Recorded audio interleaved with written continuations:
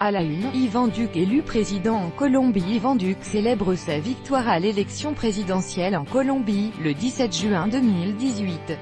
Reuters, Andrés STAPFF. La presse se concentre bien évidemment sur la personnalité du vainqueur.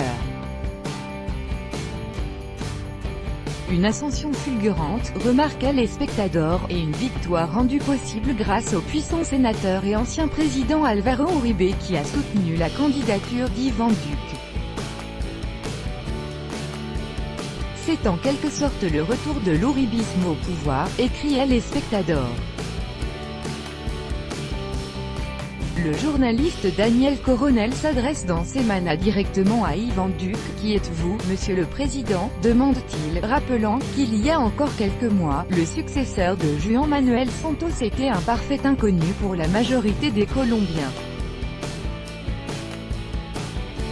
Daniel Coronel rappelle également qu'Ivan Duque n'aurait jamais été élu sans le soutien de l'ancien président Álvaro Uribe.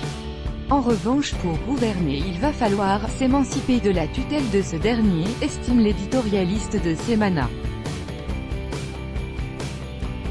Ce sera donc l'un des défis auxquels est confronté le président élu. Mais il y en a d'autres. Selon El Tiempo, la lutte contre la corruption, la sécurité et la justice. Dans sa première allocution, Duque a envoyé aux Colombiens un appel à l'unité. Mais ses priorités politiques, à savoir des changements dans l'accord de paix avec les FARC, de nouvelles conditions de négociation avec le LN et l'allègement des charges pour les entreprises, ces priorités risquent de faire perdurer la division du pays. Un pays qui, d'après El Tiempo, compte désormais avec une opposition de gauche forte et qui va se faire entendre, à la fois au sein du Parlement et dans les rues. Gustavo Petro, le candidat vaincu, sort renforcé de ce scrutin. Cela peut paraître contradictoire, mais d'après Semana, Gustavo Petro, grâce à un vote qualifié d'historique par l'hebdomadaire, s'est assuré une place importante dans le paysage politique. On entendra parler de lui, c'est sûr, estime Semana. L'élection a également suscité l'intérêt dans d'autres pays du continent. Au Venezuela, on suit attentivement la politique d'immigration du nouveau président ainsi que son attitude à l'encontre du gouvernement Maduro. Une partie de l'opposition vénézuélienne en tout cas a félicité Ivan Duque pour sa victoire, écrit El Nacional. Côté américain, on espère surtout qu'il pourra réaliser sa promesse de lutter contre le trafic de drogue. C'est à lire dans le Miami Herald.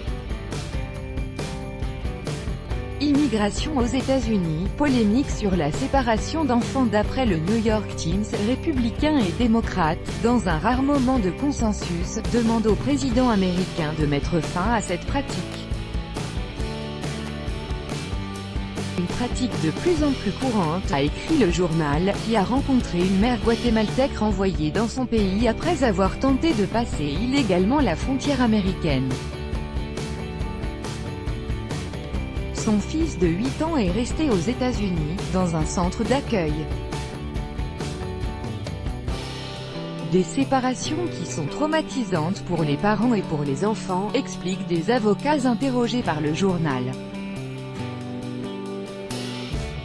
L'un d'entre eux explique que la majeure partie du temps, lors des séparations, les mères ne peuvent même pas dire au revoir à leurs enfants.